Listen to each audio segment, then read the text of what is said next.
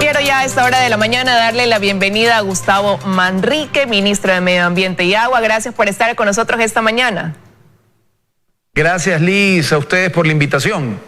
Bueno, cuando el presidente oficializó su designación como ministro, él dijo que tenía como una meta clara el poder establecer políticas que protejan al ambiente y a las comunidades. Y en ese momento usted contestó también con un tuit que estaban listos para ejecutar precisamente pues el trabajo que hoy encaminado a lograr esa meta. ¿Cómo lo van a hacer? ¿Hacia dónde irán dirigidas estas políticas entonces? Bueno, hay un mundo de oportunidades en el mundo alrededor de la conservación, Liz. Hemos comenzado con el decreto presidencial que se firmó coincidentemente el 5 de junio en días pasados, la semana pasada, que habla de la transición ecológica. Transición es movimiento, transición es un proceso, transición es cambio, ¿verdad? Transición es un avance. Y creo que la palabra ecológica la comprendemos todos. Es decir, la transición ecológica comenzó en el gobierno y es una transición transversal y profunda en toda su política pública que pretende poner al Ecuador entre los referentes mundiales en administración de un país relacionada con sostenibilidad. Ahora, pero veo que van a haber acciones articuladas incluso con otras carteras de Estado, porque el ministro de Economía ponía en su red social también que el plan económico del Ecuador se va a sustentar en 3 ejes y uno de ellos mencionaba es el crecimiento económico sostenido y ambientalmente responsable. Bueno, totalmente. Gracias, Liz, por el ejemplo. Y con todas las carteras de Estado tenemos un ejemplo, ¿verdad? Si hablamos de energía, vamos a trabajar en una transición ecológica hacia dejar una dependencia en combustibles fósiles e ir hacia una dependencia en energía renovable, ¿verdad? Lo que se conoce como eólica o solar o cualquier tipo que venga de un recurso natural, ¿verdad? Bueno, renovable. Si hablamos de vivienda, podemos hablar y establecer un plan con el Ministerio de Vivienda para establecer criterios a la hora de construcciones de casas. Entonces, y en Ministerio de Finanzas, por ejemplo, o el MEF, lo mismo, una política financiera que dé créditos y considere lo que se conoce como los bonos verdes o los bonos azules, que son una serie de prácticas financieras, por ejemplo, los bonos azules, si es que usted hace conservación debajo del mar o emite unos bonos, unos créditos relacionados con conservación de agua, esos recursos que nos vienen de recursos internacionales, usted los destina para plantas de tratamiento de aguas residuales o conservación de océanos, ¿verdad? En tasas preferenciales. Entonces, la transición ecológica es una transversalidad del gobierno que nos lleva, bueno, de hecho, somos el tercer país del mundo que camina hacia eso y el primero de América Latina. Somos el tercer país del mundo, el primero en América Latina, pero ¿qué tanto hemos avanzado en esa materia? ¿Qué tanto estamos preparados? Usted tiene años trabajando en este tema de preservación del ambiente, del cuidado, de tener una mentalidad verde, por decirlo de alguna manera. ¿Cómo ha ido midiendo quizás esa evolución o ese avance que tenemos como país en ese sentido? Bueno, soy un optimista por excelencia, Liz, ¿no? Soy de los que ve el vaso medio lleno siempre, trato de encontrar las cosas positivas y creo que cada día estamos mejor. Ahora tenemos el efecto Lazo, ¿verdad? Que ha incrementado el desarrollo, ha incrementado, en el caso de quizás una precisión, el Ministerio de Ambiente es el primer paso que se necesita para establecer para empezar una inversión en el país, ¿verdad? Usted solo puede poner el muro perimetral y de ahí la primera piedra ya de la edificación, de la inversión que vaya a hacer, necesita la licencia ambiental, ¿verdad? Lo que quiero decir es que en el Ministerio de Ambiente, con el efecto Lazo, estamos recibiendo más propuestas de inversión y más trámites. Pero respondiendo un poco a la pregunta suya, somos uno de los primeros países del mundo, uno de los países que más plástico PET recicla en el mundo per cápita. Tenemos uno de los principales indicadores de reciclaje de Tetra Pak. Y hay mucho por hacer. Un poco el enfoque de esta cartera, Liz, va a estar relacionada con conservación. Yo digo que el Ecuador, siendo uno de los países más megadiversos del mundo, ¿verdad? Y eso por un lado, y por otro lado, con señales como Estados Unidos, que vuelve al Tratado de París, o un Parlamento Europeo que el 100% de sus países decide ser carbono neutro para el 2050, o una Asia que dice para el 2060 lo propio, Eso es un mar de oportunidades alrededor de la sostenibilidad. Y la sostenibilidad, lejos de ser el paradigma que impide el desarrollo, es todo lo contrario. Es generación de empleo, trabajo, oportunidades y demás temas relacionados que nos llevarán a ser un país cada día más rico, con mejores riquezas y más repartidas entre la población. Ahí hay un gran desafío. El artículo 71 de la Constitución habla de ese respeto a la naturaleza. Hoy, como decía, el desafío es aumentar la producción, pero ¿cómo hacerlo sin afectar esa naturaleza, sino más bien ir de la mano con ella? Bueno, totalmente, es factible. Le pongo el ejemplo, por ejemplo, de lo que le decía efectivamente cuando usted mencionaba el presidente y Cancillería, decían más Ecuador en el mundo y más mundo en el Ecuador. Toda actividad humana, Liz, toda, independientemente usted produzca un producto orgánico, sostenible, que tenga todas las credenciales de los ODS, genera impacto. Pero el mundo, y según muchos estudios, está dispuesto a pagar un sobreprecio o un precio adicional a quienes tengan atributos y consideraciones verdes en sus etiquetas, en sus credenciales como producto. Y cuando se habla de sostenibilidad, recuerde los 17 ODS, que son los Objetivos de Desarrollo Sostenible que las Naciones Unidas impulsa para llegar al 2030 con 1.6 grados de temperatura, ¿verdad? Entonces, leí ayer, por ejemplo, que por cada dólar que usted invierta en conservación, se le revierte al país en $30 en beneficios sociales. O, por ejemplo, siempre me gusta poner el ejemplo del tiburón. Un tiburón muerto vale $200 en el mejor de los casos, porque eso es lo que se vende sus aletas. Pero hay estudios, Liz, también que un tiburón vivo vale $1.600.000. ¿Por qué? Porque el tiburón vivo tiene una longevidad, digamos, de entre 20 y 30 años. Si usted promueve un turismo sostenible, que por cierto felicito al ministro de Turismo que ayer hizo el lanzamiento de la reactivación turística de Galápagos, siendo el primer territorio del Ecuador 100% vacunado ahora a partir del 15 de junio, si usted promueve un turismo sostenible al tiburón, van a venir miles de turistas a ver ese tiburón y comerse un plato en cualquier restaurante, alquilar una habitación, rentar un auto y todos esos ingresos quedan, ¿verdad? Eso es la transición ecológica, decirle al mundo que la sostenibilidad es una buena opción para el país. Por eso acaba de mencionar Galápagos y se acaba de autorizar la pesca controlada de pepinos de mar en la reserva de Galápagos. ¿Cómo se va a garantizar efectivamente que haya ese control y que no ocurra lo que más bien ya pasó hace algunos años, donde ocurrió totalmente lo contrario? Sí, yo creo que tenemos que aprender de las experiencias. Lo que usted menciona hace muchos años, efectivamente fue en el 2016, es decir, hace 5 años, en donde el pepino de mar bajó a una densidad de 6 pepinos de mar por cada 100 metros cuadrados. Eso es una cifra por debajo de todos los estándares como para permitir seguir pescando el pepino de mar. Luego de 6 años de veda, se ha abierto una veda, Liz, por 60 días. Y no solo en tiempo, porque mañana meten un arsenal de barcos y personas y resulta que arrasan con todo. Se puso 2 parámetros, tiempo, 2 meses, y número de pepinos, 600.000 pepinos. Hay unas islas donde me parece que en Isabela está un poquito más alta la población de lo que ya se pudiera autorizar, lo cual es bueno, pero en términos generales se ha encontrado una densidad de pepinos de 11 pepinos por cada 100 metros cuadrados y eso nos permite abrir una temporada de pesca de pepino. Eso es la transición ecológica, eso es vivir en armonía con la naturaleza. Eso va a traer divisas para el país, porque típicamente se exportan esos pepinos. Ahí está el Parque Nacional Galápagos, que es una entidad adscrita al Ministerio de Ambiente, Agua y Transición Ecológica, y haremos todo lo que haya que hacer, como se ha visto en las últimas semanas con los controles de tortugas, con lo de Machalilla y con otros temas en donde hemos sido implacables en los controles.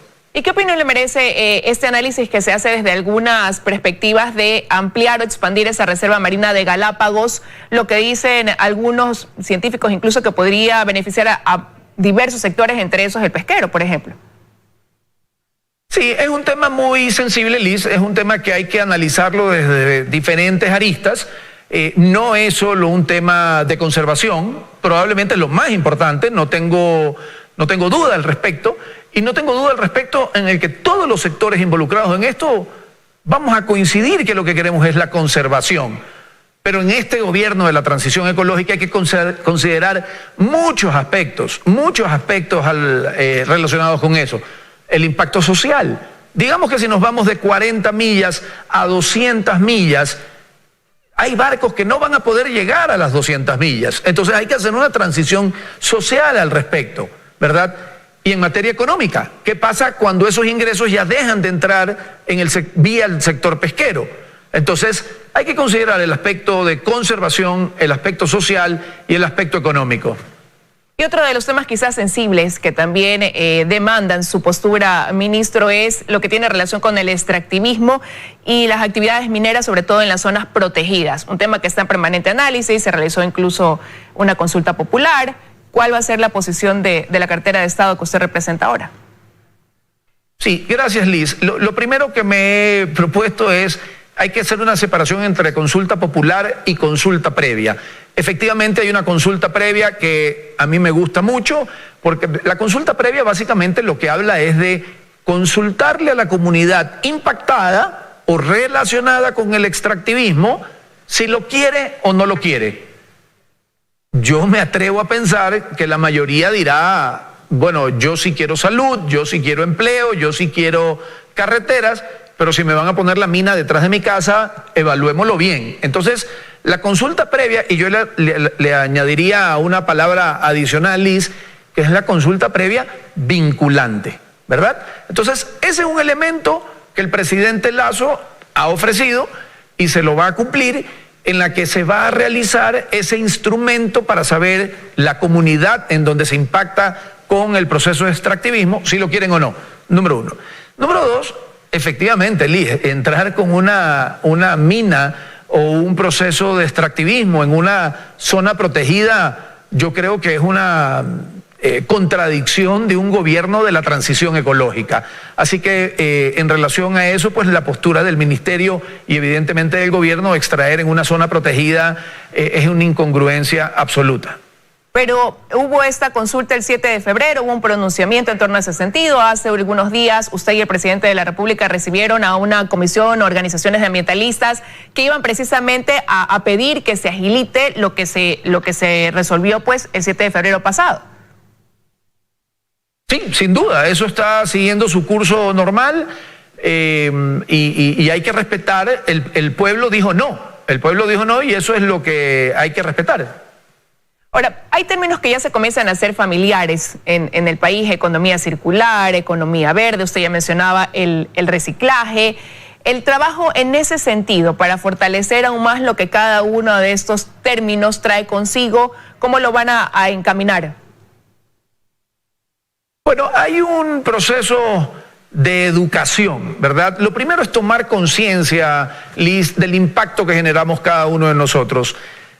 Hoy vivimos, usted mencionaba, en un tipo de economía que es la economía, bueno, mencionaba la economía circular, pero quisiera explicarle a la audiencia que vivimos en un tipo de economía que es la economía lineal, ¿verdad? Extraemos de la naturaleza todo lo que necesitemos, dependiendo del estilo de vida, mucho o poco, pero todo viene de la naturaleza.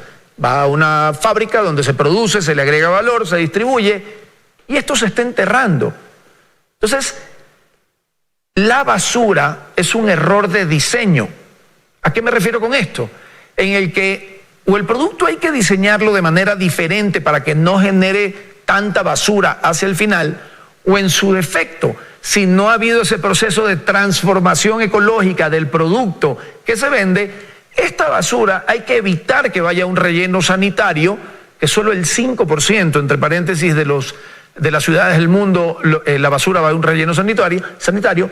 Esta basura hay que volverla a insertar en el proceso de industrialización para que pueda volver a ser otro producto. Solo así le bajaremos presión a la naturaleza, pero además en este ciclo, Liz, de al final del producto, cuando usted tiene la mal llamada basura, en este ciclo para volverla a reinsertar hay un montón de oportunidades de empleo. transformación, procesamiento, acarreo, distribución, valores agregados y demás. Entonces, aquí está repleto de oportunidades para la base de la pirámide. Y eso es generación de empleo. Esa es la transición ecológica. Entonces, hay que entender que a través de la educación, de espacios como el que usted da, Liz, y evidentemente una política pública transversal. Por ejemplo, en el CERCOP, ¿verdad?, que es el ente encargado de todas las compras públicas del Estado, vamos a hacer una propuesta a nivel de detalle para que en esta transición ecológica que empezó el Ecuador, que es una reactivación productiva hacia el desarrollo sostenible, se prioricen aspectos como algunos de los que he mencionado a la hora de calificar una propuesta de compra pública. Entonces, si mañana un proyecto determinado es necesario comprar vehículos, bueno, si el proponente propone vehículos eléctricos o híbridos, que sea mejor valorado. Y así varios ejemplos. Entonces, es transversal, Liz, es una carrera de largo plazo, transición, como le decía al inicio, es movimiento, es cambio, es avance, ¿verdad? Y hay que tener pues toda la paciencia del mundo, pero estamos avanzando rápido. Y le quiero, ahora que decía paciencia del mundo, antes de que me diga qué cambios han hecho, en las primeras semanas, por ejemplo, ya identificamos, ayer se aprobó una ley de simplificación de trámites. En el caso de la cartera del Ministerio de Ambiente, Agua y Transición Ecológica, la simplificación de trámites puede ser delicada porque mañana pudiera decir, bueno, están simplificando trámites y afectan a la naturaleza. Eso no va a ocurrir. Pero quiero poner un ejemplo, cómo destrabamos 200 trámites de un plumazo. Hay muchos pasos para obtener una licencia, pero en el tercero había la necesidad de hacer una encuesta de satisfacción. En el tercer trámite todavía faltaban muchos trámites más. De un plumazo limitamos la encuesta de satisfacción porque el empresario o el industrial ya no la llenaba a veces y ahí se quedaban represados. Entonces, estamos trabajando, Liz, en identificar cuáles son los pasos que no solo nos llevan a una transición ecológica desde las credenciales de sostenibilidad, sino una transición de acelerar la inversión en el país. ¿Pero cuál pudiera usted decir que va a ser el resultado más palpable en los primeros 100 días de trabajo del Ministerio de Medio Ambiente, Agua y Transición Ecológica? Definitivamente gracias por la pregunta, Liz, hay dos mega prioridades que nos hemos planteado con el equipo.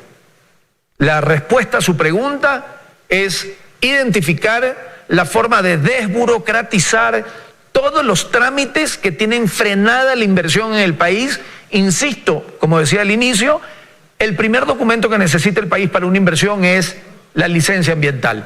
Se habla de más de 20.000 trámites ambientales detenidos, Liz, algunos en proceso, algunos ex ante, es decir, gente que esté esperando que le den la licencia para invertir, y otros que son ex post, que ya están instalados, prefirieron pagar multas y están avanzando, pero la respuesta corta es tener firmado un decreto y un acuerdo ministerial que desburocratice los trámites en el ministerio.